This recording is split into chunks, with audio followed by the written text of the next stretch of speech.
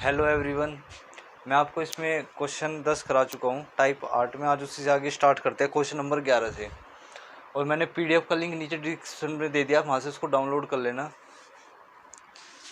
तो question number 11,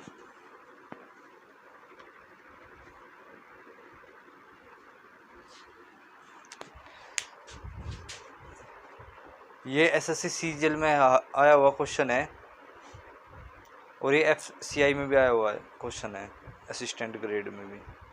question है a number is first increase by 10% and then it further increase by 20%। The original number is increase by altogether. हर question में वो आपको language अलग अलग ही देगा, बिल्कुल कहीं कुछ लिख देगा, लेकिन मतलब वही है कि पहले उसने किसी नंबर को क्या करा, 10% बढ़ाया, और 10% बढ़ाने के बाद उस नंबर को क्या करा, 20% फिर बढ़ाया। इसी को हम सक्सेसिव बोलते हैं कि पहले 10% बढ़ाया, बढ़ाए पे भी फिर बढ़ाएगा वो। तो इंक्रीज करा पहले उसने 10% और फिर इंक्रीज करा उसने 20%।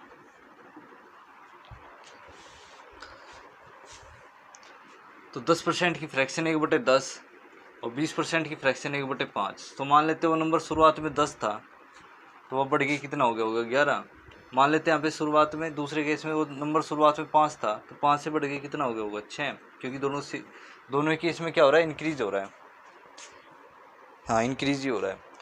तो मान लेते हैं वो शुरुआत में नंबर था 50 और अब कितना हो गया, 66। तो कितने का इंक्रीज हुआ, 16 का इंक्रीज हुआ। किस पे, 50 पे। तो 16 का इंक्रीज करा मैंने किस पे, 50 पे। तो 100 पे कितना, तो सोल्व करेंगे 32%। पॉजिटिव आ रहा है ना, ये पॉजिटिव आ रहा है, तो मतलब इंक्रीज हो रहा है 32%।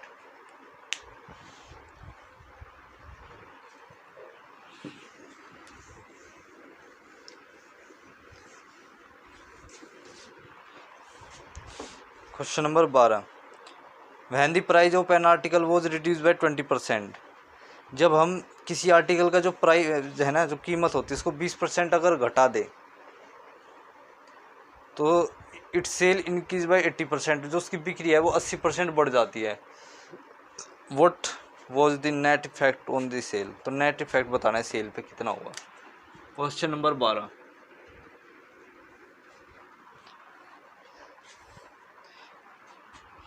20% डिक्रीज और फिर पहले हो रहा है 20% डिक्रीज और इंक्रीज हो रहा है 80%। तो 20% की फ्रैक्शन बनेगी क्या, 20% की फ्रैक्शन होती है 1/5 और 80% की फ्रैक्शन होती है कितनी, 4/5। तो मान लेते हैं उस आर्टिकल का जो प्राइस था वो 5 था पहले, अब कितना हो गया, घट के 4 हो गया।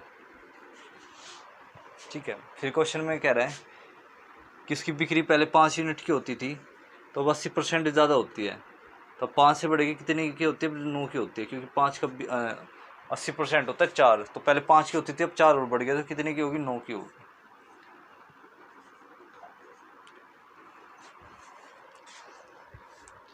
तो मान लेते उसकी सेल शुरुआत में 25 की होती थी, तो अब कितनी की होती है, 36 की। तो कितने का इंक्रीज हुआ, 11 का इंक्रीज हुआ।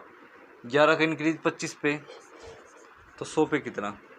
तो सोल्व कर रहे होंगे तो कितना आएगा, इसको सोल्व करने के बाद 44% का इंक्रीज होगा।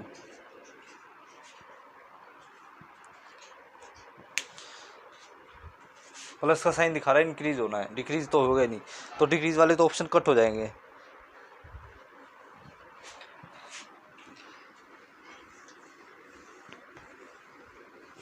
क्वेश्चन नंबर 13,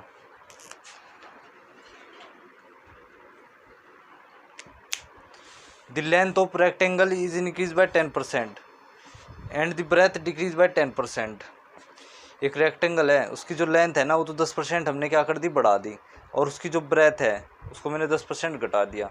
तो एरिया बताओ रेक्टेंगल का न्यू क्या बनेगा।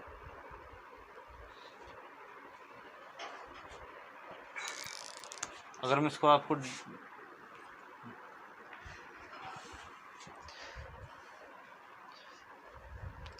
लेंथ 10% बढ़ाई, तो यहाँ पे क्या हो रहा है कि लेंथ तो हो रही है इंक्रीज और ब्रेथ हो रही है क्या, डिक्रीज। ये तो 10% इंक्रीज हो रही है और 10% क्या हो रही है, डिक्रीज हो रही है। और मैंने आपको बताया था परसेंटेज में क्या होता है, जब हम परसेंटेज का फैक्ट निकालते हैं ना, और आंसर भी इसने परसेंटेज में पूछा हुआ है, तो यहाँ पे एरिया निकालने की जरूरत ही नहीं है, डायरेक्ट भी हम इससे निकाल सकते हैं। कैसे? फॉर्मूले से भी।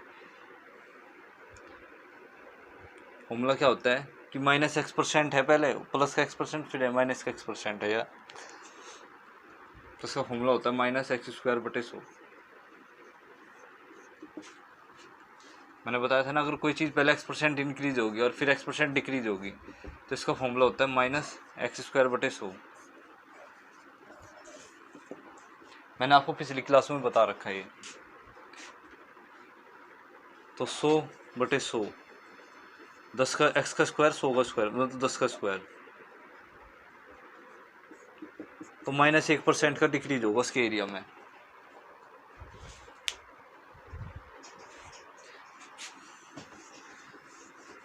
-1% का डिक्रीज कैसे हुआ, मैं आपको इसको डिटेल बताता हूँ। डिटेल क्या, जिस तरीके से मैं बताता हूँ उस तरीका ही बता देता हूँ। एक तो है लेंथ और एक क्या है, ब्रेथ है। तो लेंथ क्या हो रही है, 10% इंक्रीज हो रही है, तो लेंथ 10% की फ्रैक्शन होती है 1/10। मान लेते इसकी जो लेंथ थी शुरुआत में वो 10 यूनिट थी, और 10 का 10% एक होता है, तो 10 से बढ़ेगी उसकी लेंथ कितनी हो जाएगी, अब 11 हो जाएगी, क्योंकि इंक्रीज हो रही है। अगर हम बात करें ब्रेथ की, तो ब्रेथ का क्या है कि 10% डिक्रीज हो रही है, 10% की फ्रैक्शन बनी 1/10। तो मान लेते ब्रेथ शुरुआत में 10 थी, और 10 पे 10 का % का डिक्रीज हो गया, तो मतलब 10 से एक घट गया, तो कितनी रहेगी, 9 रहेगी।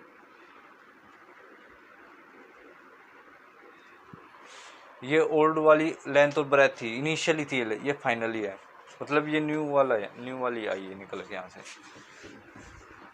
और रेक्टेंगल के एरिया का फॉर्मूला क्या होता है, length into breadth. Area of rectangle होता है लेंथ इंटू ब्रेथ। तो ये कितनी हो जाएगी, 100, और ये कितनी हो जाएगी, 99। तो उसका शुरुआत में तो एरिया क्या था, 100 मान लेते, 100 यूनिट था, अब एरिया कितना हो गया, 99 हो गया। तो एरिया में कितने का चेंज आ गया, एक का चेंज आया 100 पे, तो जो 100 पे चेंज आता है वो क्या होती है, परसेंटेज होती है। तो उसका एरिया कितना घट जाएगा, -1% डिक्रीज हो जाएगा। ये तो था इसका कॉन्सेप्ट।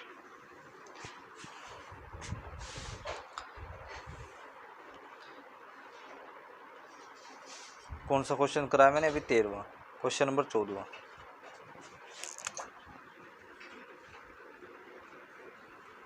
क्वेश्चन नंबर 14 कह रहा है, when the price of cloth was reduced by 25%, the quantity of cloth sold increase by 20%।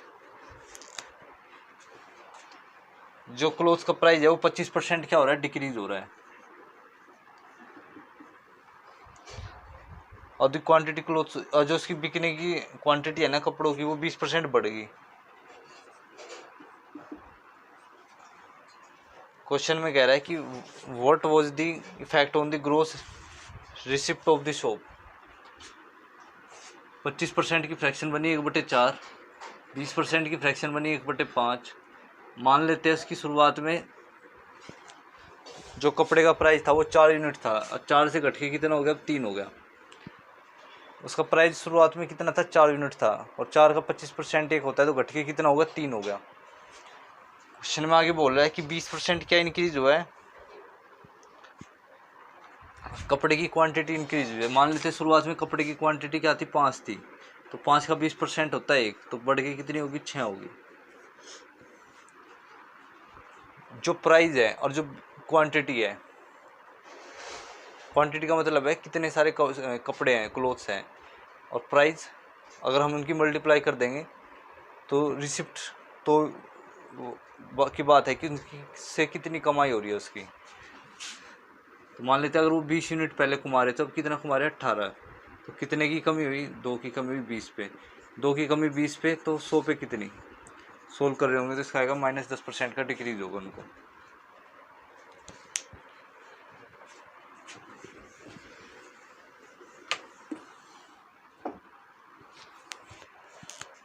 Question number 15,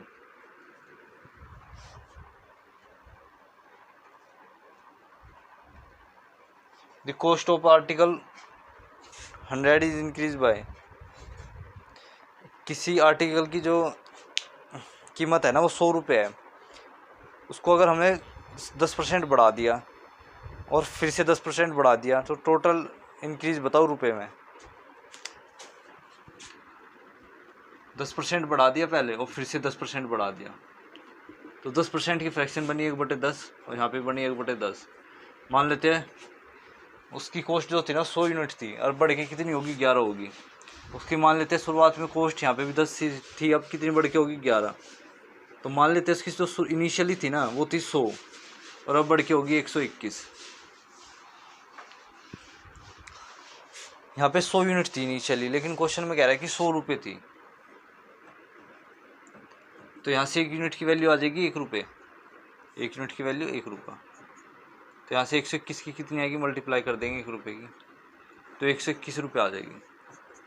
और क्वेश्चन में हमसे पूछ क्या रहा है, इंक्रीज हुए वाले रुपये बताए, तो 121 रुपये आएगा।